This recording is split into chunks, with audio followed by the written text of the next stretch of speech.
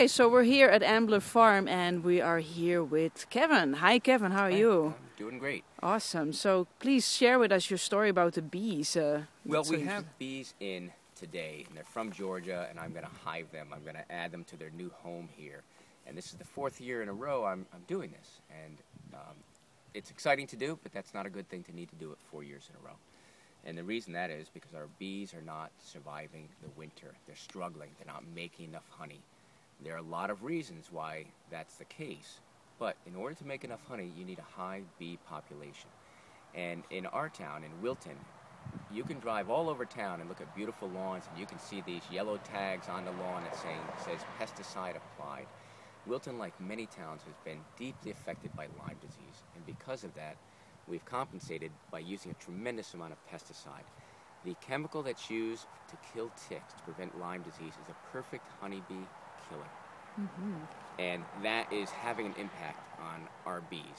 And unfortunately, our town has decided to participate in a pilot program with Yale on an even stronger pesticide that can damage your water systems if it were to be washed into a pond or a lake.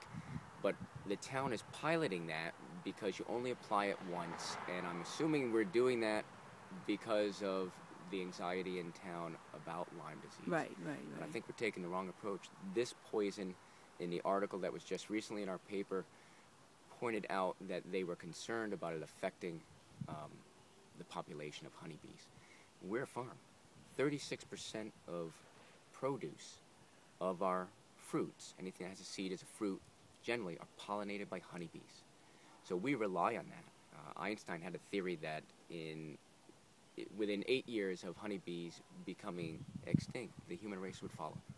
Right. Whether that's accurate or not, it's a telltale example of the idea that we rely on honeybees. They're critically important.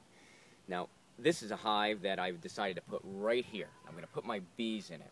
If 3 weeks from now I decide that I don't like this spot, right, I could wait for them to go in at nighttime and then pick up my hive and move it right here.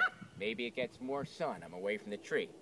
When the bees come out in the morning after I move it, the foragers are going to head off to find food, and then when they find their pollen, their nectar, and they bring it back, they're not going to come here. They're going to come right here. They will never find their way home. Really? Because I moved their home 3 feet away. They have an incredible system for locating their home, but they are creatures of habit. And the only way to get them to transfer to the new home is to move them 10 miles away from any point of reference that they would have. Then they would come out of their hive, they would reorient based on the sun, trees, shadows, and they would find their way home if they're moved 10 miles away. What scientists are finding out is that pesticides are getting into the DNA of the bees. It's not transferring to honey, but it is getting into bees. And the colony collapse disorder that is happening in our country and throughout the world is producing something that the bees aren't returning home.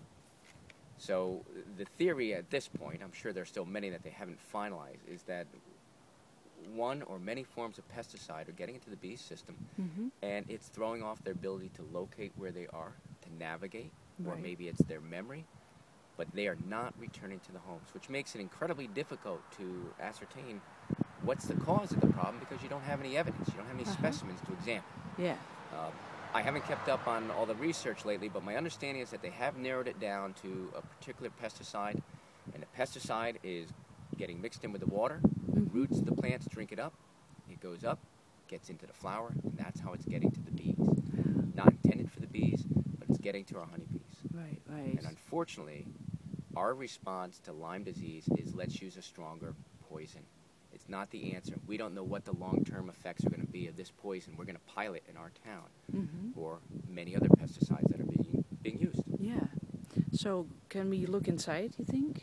Sure. At this point, I have not put the bees in. Okay. Our bees, though, that we are going to start in here are going to be very happy. Okay. Here's why. The wax is already drawn out. Wax is harder to make for honeybees than honey itself. So the first thing they do is they have to make comb. And once they make the honeycomb, then the queen can start laying eggs. The comb's made. Our bees are going to do great. And on top of that, if you can see the yellow in there, we've still got pollen left over Oh, from last year's bees. So that's we've the already pollen. started them with a food supply, and they've got a little bit of honey that's cool. over here in the corner. I'm just going to break that a little bit. Okay, there's the honey. Yeah. Absolutely delicious. Yes. Now, what they'll do is, the first thing they'll do is they'll clean house. They'll remove any of the pupa cases that Okay. didn't form. They'll clean them out. They'll clean out every single cell, and they will move any dead bodies, and they will begin to make it ready for the queen to lay eggs. That's awesome. So the day after we hive these bees, you're going to see them leaving in a southeast direction, and they're going to head off to forage, and they start gathering food immediately. Wow. And there's So no what's the condiment. bee pollen? And how do you make bee pollen? A lot of people ask me that question. You know, I said, go to the bee farm, check it out. But maybe you can tell us a little bit about how bee pollen is made and what's the difference with honey and bee pollen. I'm going to try. Okay. And here's what would make sense to me. This pollen here, in order for a bee to bring pollen back, they can do a couple of things. They have pollen baskets on their legs. They're insects. They have 6 legs. They walk all over the anthers that hold the pollen. And they scrape their feet on them, and it gathers the pollen on their legs. And they bring it back, and they remove it, and they can do a couple of things with that pollen. They can feed the workers who are in the hive. They can feed the larvae that are growing in the hive, or they can store it as they have here. Now, what they also do is they take in nectar and pollen into one of their stomachs. And when they get back to the hive, they regurgitate that nectar or pollen. And then with a protein from their head, that is how they produce honey. So honey is actually regurgitated bee food. I'm assuming that bee pollen is what they may have regurgitated that's not quite honey, but it's still in a pollen form that is in here. Mm-hmm. Because I'm thinking, why would bee pollen be different than regular pollen unless they had ingested it and it's going to have a better quality? Right, right. But I'm guessing here. Yes, okay. What I find fascinating, more so than bee pollen, are 2 things. One, it's called propolis. Yeah, And propolis. I just cleaned the propolis off this, but propolis, it's an orange color. Yeah. And what they do is they eat tree sap, and Mhm. they'll spit that out, and they use that as the glue for their hive, and it holds everything together. Propolis, they're finding, actually has medicinal purposes Oh, yeah. as well. Mhm. But on top of that, it's something called royal jelly. Yes. Now, royal jelly is the key to making a queen. A queen is a larva that is fed something different. It's fed royal jelly, which is super bee food. It makes her grow larger, grow more quickly. It gives her the ability to fertilize eggs. How they harvest royal jelly to sell in health food stores is beyond me. Okay. But it's just super bee food. Right, right. And we're also finding that, in addition to those 2 things, that the sting of the bee, the toxin, can actually... The bee venom, yeah. Right. Yeah. Can actually be used to help alleviate arthritis. And Lyme's disease. I've heard Oh, I about didn't that hear too. that. Yeah.